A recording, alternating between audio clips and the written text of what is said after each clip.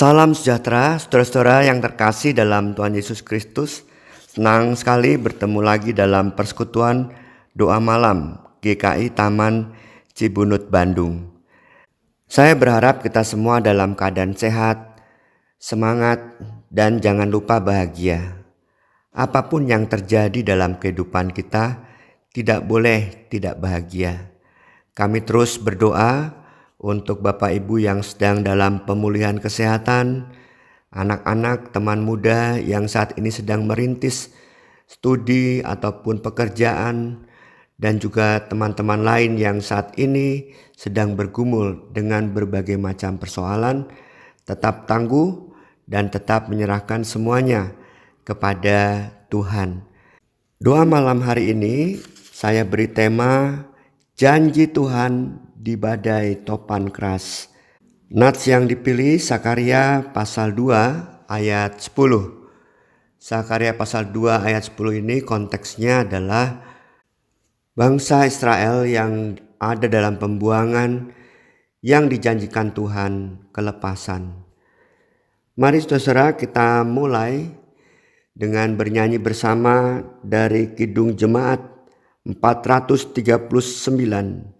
Bila topan keras melanda hidupmu.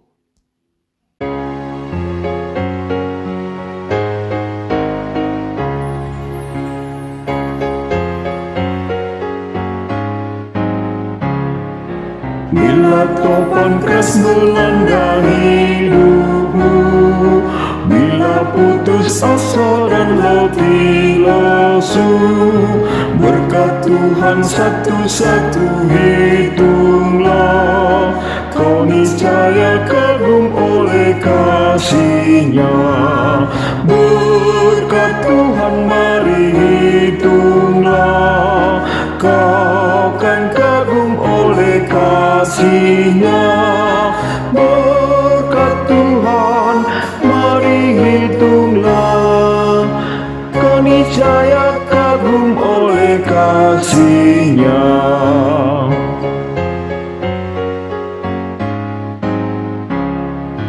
Adakah beban membuat kau penat?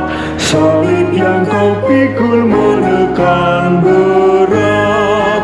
Hitunglah berkat-Nya pasti kau lega, dan bernyanyi terus penuh bahagia.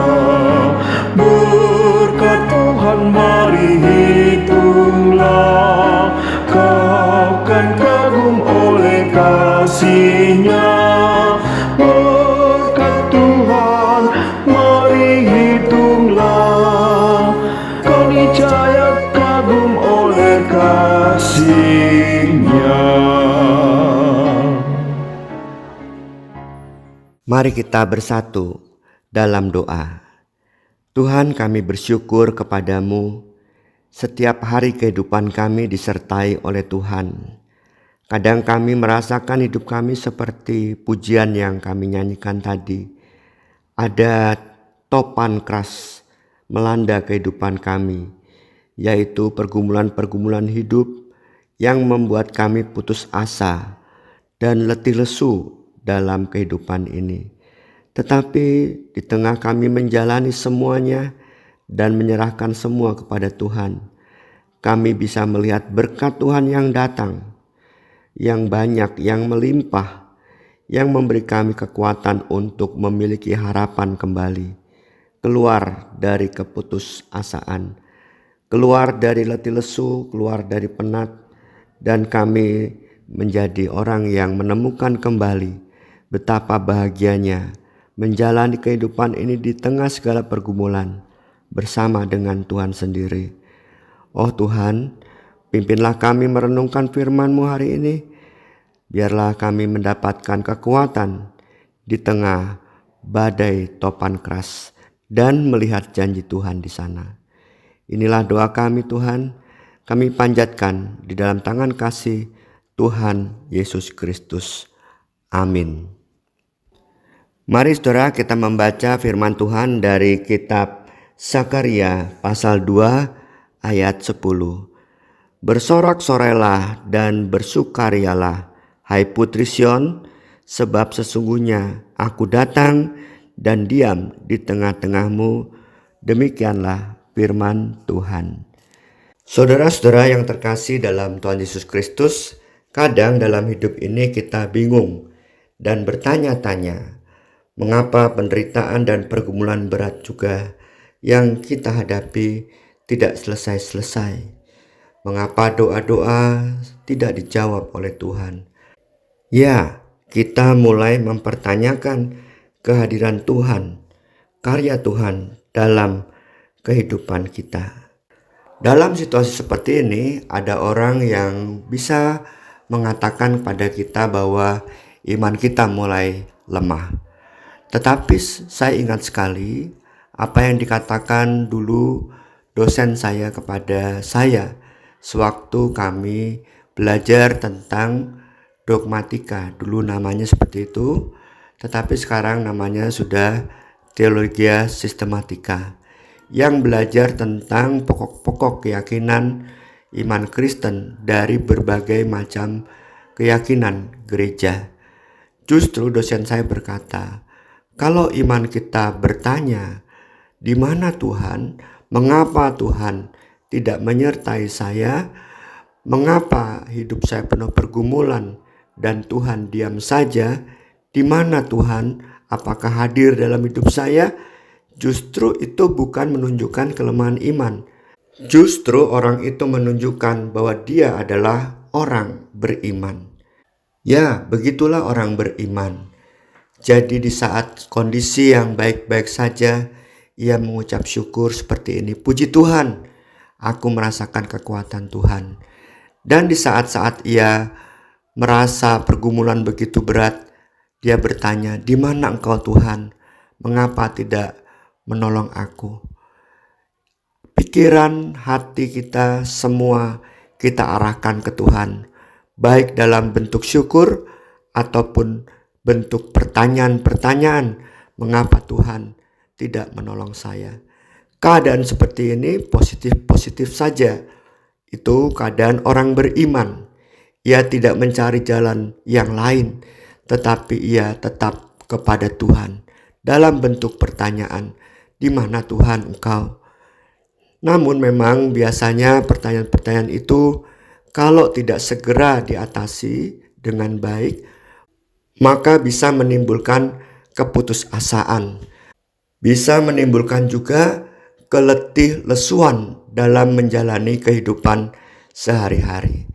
Firman Tuhan hari ini mengingatkan kepada kita, yaitu di tengah segala pergumulan bangsa Israel, bahkan di tengah pembuangan. Mereka mungkin sudah letih lesu juga menjalani hidup dalam pembuangan, seperti tidak ada harapan, seperti Tuhan mengingkari janjinya. Bukankah mereka harusnya tinggal di negeri yang penuh susu dan madunya, tanah perjanjian yang besar daripada bangsa-bangsa yang lain? Di tengah keadaan seperti inilah janji Tuhan datang kepada bangsa Israel. Bersorak-soraklah dan bersukarialah, sebab sesungguhnya aku datang dan tinggal di tengah-tengah kamu. Tuhan mengingatkan janjinya kepada umat supaya mereka tetap mengandalkan Tuhan. Dan yang paling penting lagi, Tuhan mengatakan selama di pembuangan juga Tuhan ada di tengah-tengah mereka. Itu artinya sekalipun kita letih lesu, sekalipun dalam pergumulan berat, sekalipun ada di titik putus asa, Tuhan sebetulnya tidak pernah meninggalkan kita. Hanya kita bingung mengapa situasi ini terjadi, yaitu pergumulan-pergumulan berat, kalau Tuhan ada di tengah-tengah kita. Yaitu pertanyaan saya juga, saudara. Saya kadang juga bingung. Tetapi percayalah, Tuhan yang ada di tengah-tengah kita akan menolong dan menguatkan kita, akan melepaskan kita, seperti melepaskan bangsa Israel dari pembuangan. Sebab Tuhan tidak pernah mengingkari janjinya. Semua proses hidup akan kita lalui bersama dengan Tuhan. Beberapa waktu yang lalu saya juga bertemu dengan seorang ibu sudah lanjut usia yang sakit terbaring di tempat tidur, tangan dan kakinya di satu sisi tidak dapat digerakkan. Saya bersama beberapa teman lainnya yang pendeta juga. Dan ibu ini bercerita sambil meneteskan air mata. Mengapa dalam waktu setahun kedua anaknya meninggal dunia? Dan kami semua tentu mendengarkan pergumulan itu tidak dapat berbuat banyak.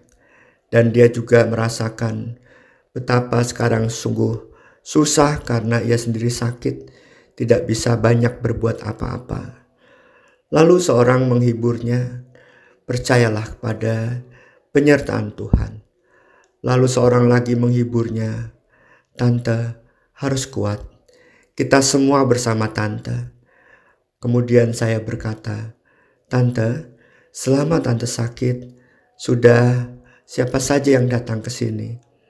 Tante ini berkata, ya ada pendeta-pendeta datang ke sini. Kemudian ada orang yang memperhatikan saya, yang membawa saya ke rumah sakit. Kemudian juga ada 2 perawat ini. Ada orang-orang yang mengurus saya dari jauh. Mereka belum bisa datang ke sini. Ada orang-orang lain yang bekas murid atau mantan murid datang ke saya dan memberikan saya kekuatan, memberikan doa-doa. Saudara-saudara yang terkasih dalam Tuhan Yesus Kristus, itulah yang terjadi dalam kehidupan orang beriman. Tidak dibiarkan sendirian di tengah badai topan yang keras. Janji Tuhan yang menyertai selalu diwujudkan oleh Tuhan. Tante atau ibu yang sakit ini memang kondisinya tidak baik. Ia sangat sedih karena 2 anaknya dalam waktu setahun meninggal dunia. Dan ia sendiri sakit sekarang dan membuat ia tidak bisa terlalu berbuat banyak. Tetapi lihatlah penyertaan Tuhan kepadanya. Sungguh ia rasakan. Sekalipun itu tidak terlalu menggema dalam pikiran dan hatinya saat ini. Tetapi ia menyadari banyak orang terlibat membantu. Banyak pendeta yang mendoakan datang. Mantan murid-muridnya mengingat dan memberi kekuatan serta penghiburan. Bapak, Ibu, dan saudara yang terkasih dalam Tuhan Yesus Kristus, melalui firman hari ini biarlah kita selalu ingat janji Tuhan. Sekalipun kita hidup di badai topan yang keras, bangkitlah dari keputusasaan dan bangkitlah juga dari keletih lesuan. Sambut janji Tuhan dan menjadi kuatlah. Amin. Mari kita bersatu dalam doa. Tuhan Yesus Kristus, kami bersyukur kepadamu. Engkau mengingatkan kami bahwa dalam keadaan apapun janjimu tidak pernah teringkari. Engkau selalu menyertai, Engkau selalu menguatkan, Engkau selalu memberikan kepada kami hal-hal yang terbaik dalam kehidupan ini. Mampukan kami merasakan kekuatan daripadamu Tuhan. Mampukan kami keluar dari keputusasaan dan keletih lesuan apapun pergumulan kami. Di badai topan keras kami tetap berdiri dan melangkah menjalani semuanya bersama Tuhan. Kami juga berdoa untuk saudara-saudara kami yang dalam keadaan sakit serta pergumulan, kiranya mereka merasakan senantiasa penyertaan Tuhan. Kami juga berdoa Tuhan untuk kehidupan keseharian kami juga bersama orang lain di sekeliling kami. Biarlah di tengah kehidupan kami berbangsa dan bernegara, dalam keseharian kami bisa membangun juga kebersamaan, membangun juga semangat, membangun juga kehidupan orang lain untuk bangkit dari keputusasaan, untuk bangkit dari keletih lesuan hidup, dan membangun kebersamaan hidup yang saling memperhatikan. Sekalipun kami berbeda-beda keyakinan, berbeda-beda agama, berbeda-beda suku dan lain sebagainya, kami mohon kepadamu Tuhan, kehidupan kami lebih baik dan lebih baik. Khususnya di tahun politik ini, mungkin sudah banyak hal-hal yang di sekeliling kami menggoda, Ya, hal-hal sekeliling kami yang coba memecah belah kehidupan berbangsa dan bernegara. Tetapi kami percaya Tuhan akan menyertai kami melewati semua ini. Inilah doa kami Tuhan, kami mau serahkan kepadamu. Di dalam tangan kasih Tuhan Yesus Kristus yang mengajar kami berdoa. Bapa kami yang di surga, dikuduskanlah namamu. Datanglah kerajaanmu, jadilah kehendakmu di bumi seperti di surga. Berikanlah kami pada hari ini makanan kami yang secukupnya, dan ampunilah kami akan kesalahan kami, seperti kami juga mengampuni orang yang bersalah pada kami. Janganlah bawa kami ke dalam pencobaan, tetapi lepaskanlah kami dari yang jahat. Karena Engkaulah yang punya kerajaan dan kuasa dan kemuliaan sampai selama-lamanya. Amin. Saudara, semangat, bangkitlah dari keputusasaan dan keletilesuan. Ingatlah janji Tuhan di badai topan yang keras. Tuhan memberkati kita semua. Amin.